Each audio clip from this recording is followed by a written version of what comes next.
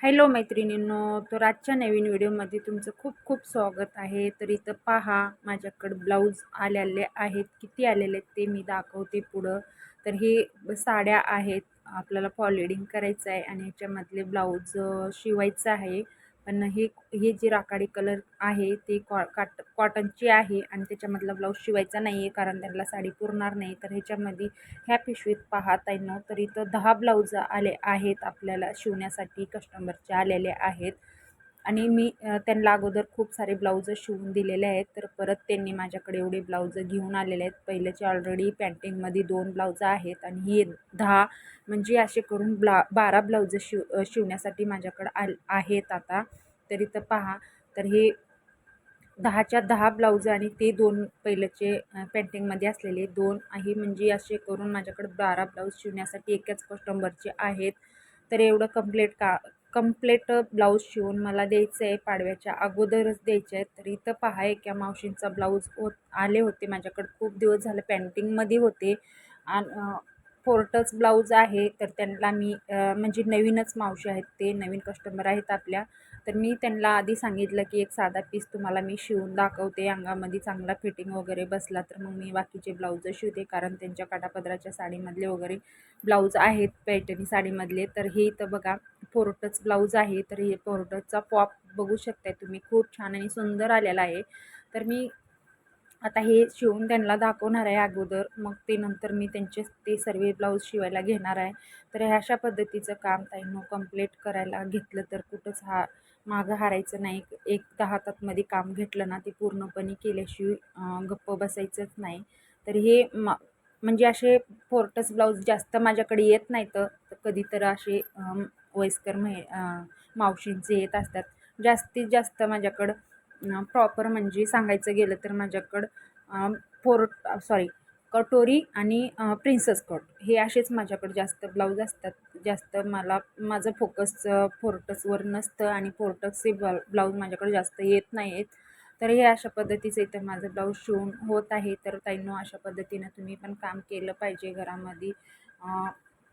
हातावर हात ठेवून बसलं नाही पाहिजे, कारण असं सांगायचं आहे की मला थोडासा मोटिवेशनच व्हिडिओ आहे. तर तो संपूर्ण व्हिडिओ पहा. व्हिडिओ जर आवडला तर व्हिडिओला एखादी लाईक जरूर करा ताईंनो. खरंच लाईक कोणी करत नाही आहे. नवीन कोणी ताई असतील तर त्या चॅनलला सबस्क्राईब करा, असं सपोर्ट करा, असंच मदत करा एकमेकाला. जर व्हिडिओ आवडत असलं तर एकमेकीला, आपल्या मैत्रिणींना शेअर करा.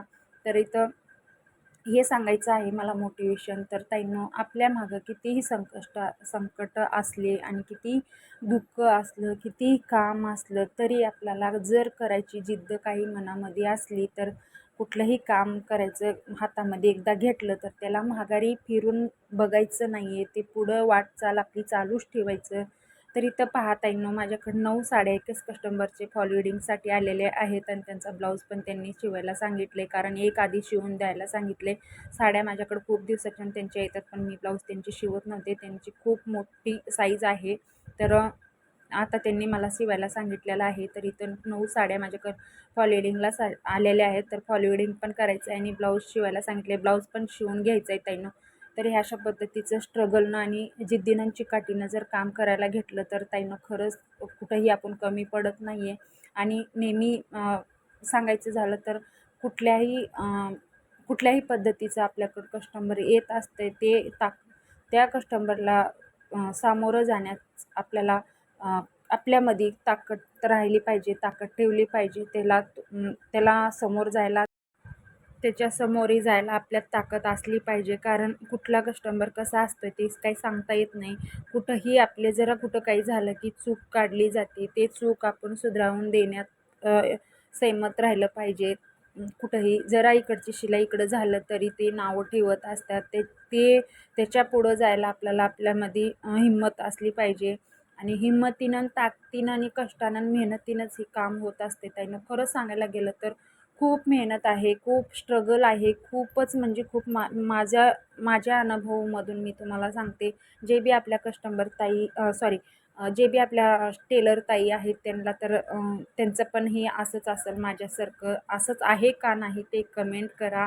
आणि जर तुमच्यासोबत बी जर असंच होत असलं तर खरंच ताईंनो, खरंच आपलं चूल हे मूल सांभाळून आपण एवढं मेहनत करून, आपण कष्ट करून, एवढं सगळं करून तरी आपल्यात तेवढी ताकद आहे. हेच अभिमान आहे मला ताईंनो, खरं सांगते. तर मुलांचं बघून, मिस्टरांचं बघून, घरातलं बघून, आपलं सगळं करून सगळं बाजूला ठेवून आपण त्यांचे कामं प्रॉपर टायमावर देत असतो, करत असतो त्यांची कामं. ब्लाऊज वगैरे फिनिशिंग त्याला सर्व लक्षपूर्वक करून, शिवून वगैरे सगळं व्यवस्थित देत असतो.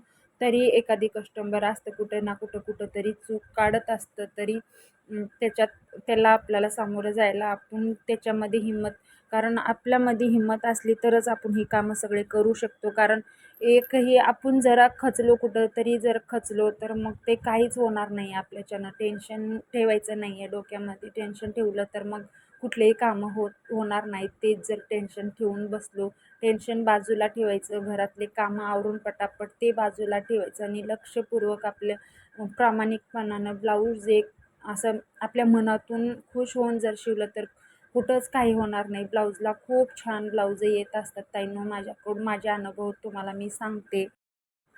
मुलांचं बघून, घरातले कामं बघून हे काम करायला घेतो, कारण स्वतःकडं आपण थोडंही लक्ष देत नाही आहे. जास्त पेंटिंगमध्ये जर काम असलं तर खरंच एक एक मिनिट आपल्याला महत्त्वाचा असतो आणि स्वतःकडे वेळ द्यायला अजिबात टाईम नसतो.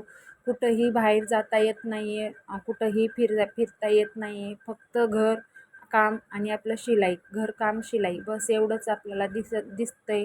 कारण जास्त काम पडलेलं समोर ते ठेवलेलं असतंय, तर कधी काम आवरायचं आणि कधी शिवायला बसायचं हेच आपल्याला रात्रभर तेच विचार करत असतो की उद्या काय करायचं, काय नाही करायचं, ते सगळं डोक्यामध्ये ठेवूनच मग आपण थोडीफार एक स्वतःसाठी विश्रांती घेत असतो. दुसऱ्या दिवशी उठलं की सकाळपासून मग रात्री 12-1, दुसऱ्या दिवशी 12-1 रात्रीच्या 12-1 वाजेपर्यंत चालूच असते आपलं काम. दिवस कुठं जातो आणि रात्र कुठं जाते काय ते कळतच नाही आहे. तर इथं पहा, मी ब्लाऊज पिसा काढून घेते आणि ब्लाऊज पिसा काढून घेते वेळेसच त्यांनी एक ब्लाऊज पीस मला काढून पाठवलं होतं. तर त्या मापामध्ये ब्लाऊज पिसं मी बाकींच्या साड्यामधलं काढत होते. तर मला असं वाटत होतं त्यांची तब्येत पण खूप आहे आणि त्यांना 1.5 मीटरचा ब्लाऊज लागतो आहे. मग ह्या जर साड्यामधलं मी ब्लाऊज काढले तर साडी पुरणार नाही आणि ब्लाऊज कमी काढला तर ब्लाऊज पीस पुरणार नाही. हे असं मला वाटत होतं, म्हणून मी काही साड्यांचं ब्लाऊज काढले आणि काही साड्यांचं ब्लाऊज काढले नाही आहे. त्यांना फोन करून सांगितलं की तुम्ही या आणि मला दाखवा, कारण आपण रिस्क घ्यायची नाही. ब्लाऊज पण होणार नाही आणि साडी पण पुरणार नाही, असं नाही झालं पाहिजे. साडीला साडी लावून त्यांच्यासमोर त्यांना विचारून जे काय काम करायचं आहे ते असं करूया म्हणून मी ठरवलं. मग मी काय बाकींच्या साड्यामधलं काही काढलं नाही. जेवढं काढायचं तेवढं 4-5 ब्लाऊज काढले आणि बाकींचं तसंच ठेवून दिले, कारण तुम्ही आल्याच्या नंतर तुमच्यासमोर काढते मी, असं त्यांना सांगितलं फोनवरती. तर ते येणार आहेत थोडा आता टायमानं. ते बोलल्या की येते थोड्या टायमानं. ते आल्याच्या नंतर मग मी बाकीचे ब्लाऊज काढीन. मग आता ह्या साड्यांना फॉल विडिंग पण करून घेईन आणि मला ब्लाऊज पण अजून खूप सारे कटिंग करायचं आहे, स्टिचिंग करायचं आहे. तर मला हे अस्तर पण घेऊन यायचं आहे, कारण अस्तर पण नाही आहेत. जेवढे होते स्टॉकमध्ये तेवढे सगळे संपलेले आहेत, कारण खूप काम वाढलेलं आहे. ब्लाऊज खूप शिवायला वाढलेले आहेत, त्याच्यामुळं अस्तर पण घ्यायला जायला लागेल मार्केटमध्ये. तर वेळच नाही अजिबात बाहेर जाण्यासाठी. तर घरातले कामच होत नाहीत, ब्लाऊज शिवायचे होत नाहीत.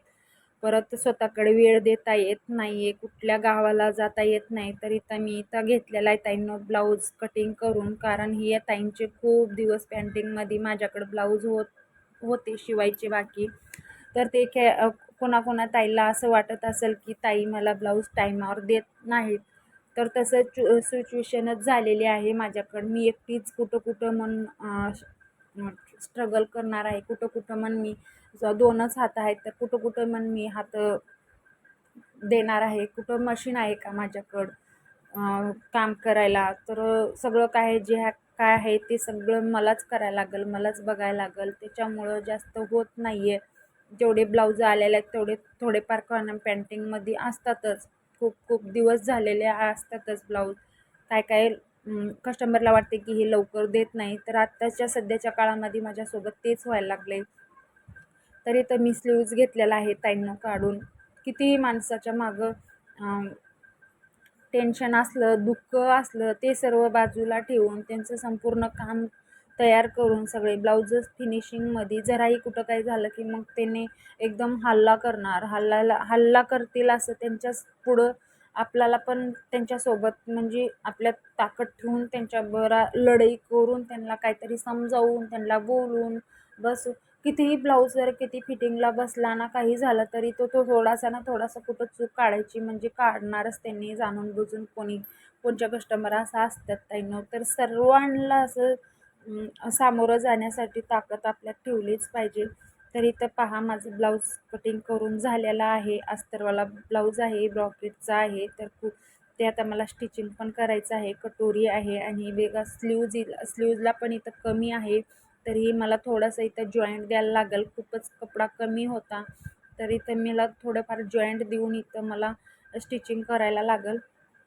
तर सर्व ब्लाऊज कटिंग करून झालेला आहे. तर इथं बघा साड्या मी घड्या मारून ठेवलेल्या आहेत. आता हे मी एक एक करून जेवढे ब्लाऊज राहिल्यात तेवढे ब्लाऊज काढून घेऊन बाकीच्या साड्या मी फॉलोडिंग करायला घेणार आहे. त्यांना इथंच व्हिडिओ एंड करते. कसा वाटला व्हिडिओ ते नक्कीच कमेंटमध्ये सांगा. बाय.